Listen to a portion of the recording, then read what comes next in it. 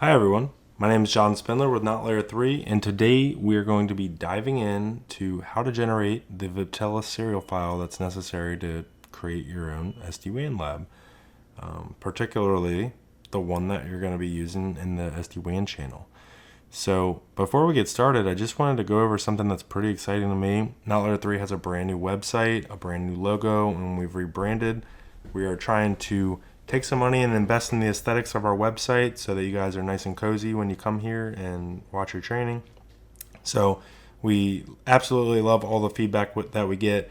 We absolutely take it into consideration, and we're trying to just provide the best learning experience. So if you haven't got a chance, head over to notlayer3.com, check it out. Pretty cool stuff. But let's just dive right in. So in order to generate the serial file, you're going to have two prerequisites or two things that you need in place. One, you're going to have a Cisco account, and then two, you're going to have a smart account. And there's plenty of documentation online for you to figure out how to do that. Today, because we want to make this a really quick video specifically on generating the serial file and sort of what's involved with that process, we're going to go ahead and assume that you've taken care of those two things. So we're going to head over to cisco.com.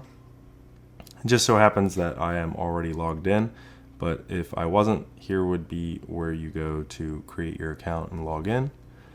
And just to save time, because no one wants to watch me fumble through the cisco.com website, I'm going to go ahead to a special link called software.cisco.com. And this one pretty much brings you right at the front door of where we need to play today. So as you can see, I am signed in my smart account, and here is my smart account here. So we are ready to rock and roll. If you don't have one, you would also come here and request a smart account. You have to fill out some information, and there will be an email validation process. But it's pretty straightforward. And if you're motivated enough, I'm sure you'll take care of it. So now that I'm already logged in, I'm going to go ahead and select Plug and Play Connect. So as you can see here, this says default. But you can actually have multiple virtual accounts within your smart account. So that would be like in an instance if you were a service provider, or you were doing SD-WAN as a service for someone, let's say, you could create multiple virtual accounts, and then they would each have their tenant sort of sub account of your smart account that you could operate in and sort of add devices to and manage the licensing for and stuff. That's all done in the manage the smart account, and if I get enough feedback on that, I can do another quick video on that. But for today, we'll just use the default account. The first thing that we're going to need to go ahead and do is add a controller profile, and that's sort of going to link the very, very, very important organization name that you're going to use throughout your PKI in the lab when we do enterprise root certificates, and it's also going to link to the public sort of domain name or that reachable address of your vBond. So we'll go ahead and select controller profiles, and we don't have any profiles, so we'll need to add one. Here you can see controller type. We're going to down select to vBond and hit next. And here we'll just give it a name, so not layer 3 profile. And this is going to have to be the default profile since we don't have another profile.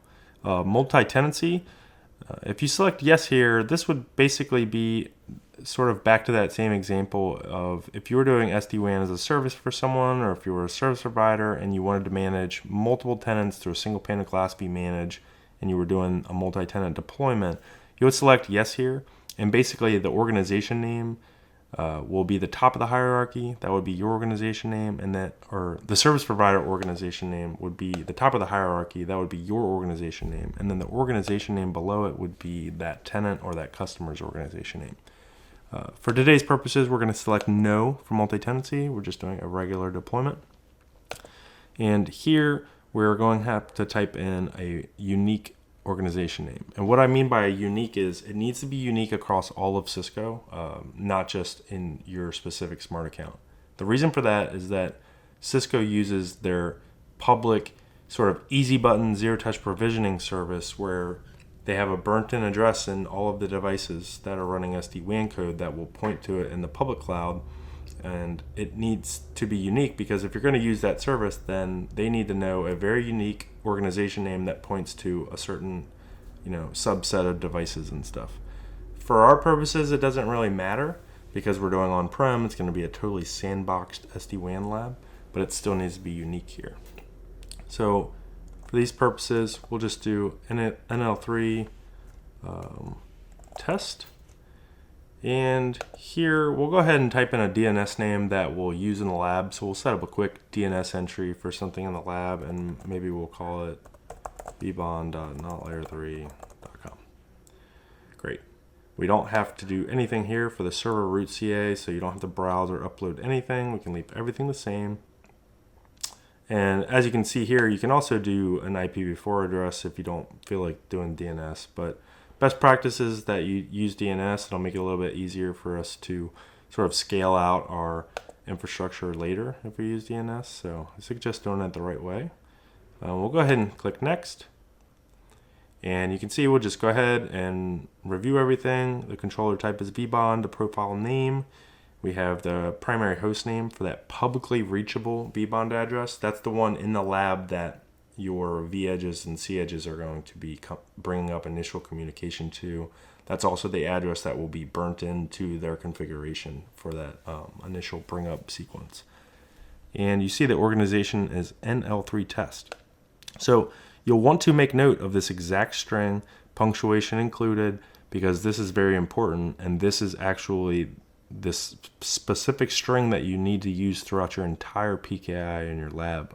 So as you're navigating through the videos in the SD-WAN channel, anytime that we're mentioning the organization name, whether it's in the CLI of a configuration of a vEdge or whether it's in the Windows Server when we're creating the certificate in the first place, you'll need to replace that with whatever you do here since it needs to be unique to you.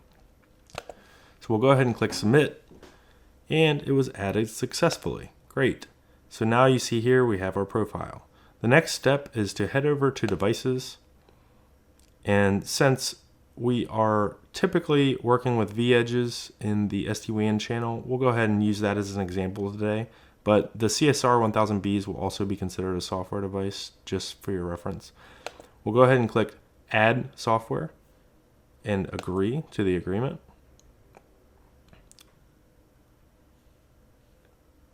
We'll need to add software devices again. Add software devices again.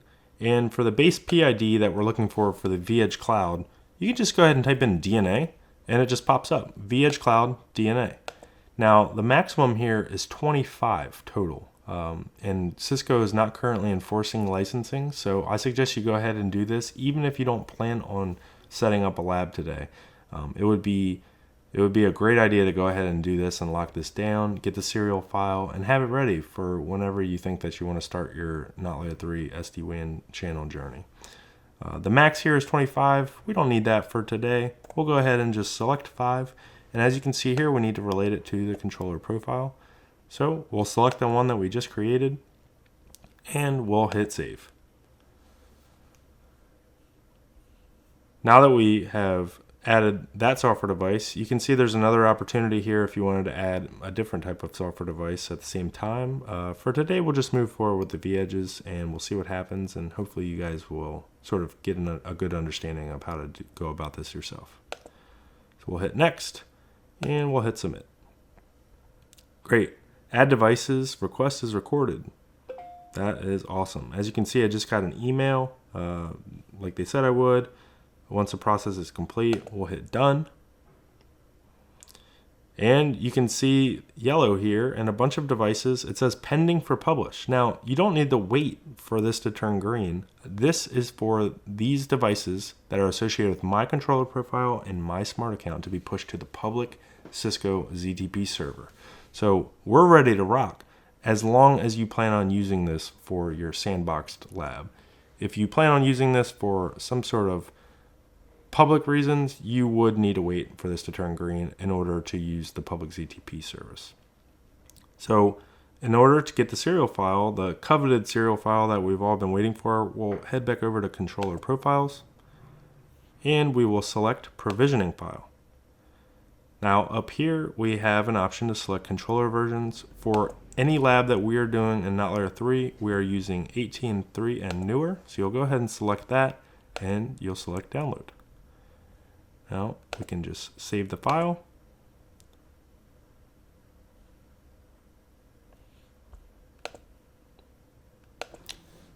And as you can see here, now we have the serial file in our downloads that we can use to upload to vManage. It's pretty cool. I'm pretty excited to dive into maybe even how to generate the smart account, or sort of any other videos that you have ideas on or that you have feedback on that you think we're missing or that you need to sort of get ready to make your lab. Please do not hesitate to subscribe to us, hop on the chat. We're available pretty much 24/7 to answer any questions, and we love your feedback. It really helps us get better. So thank you so much.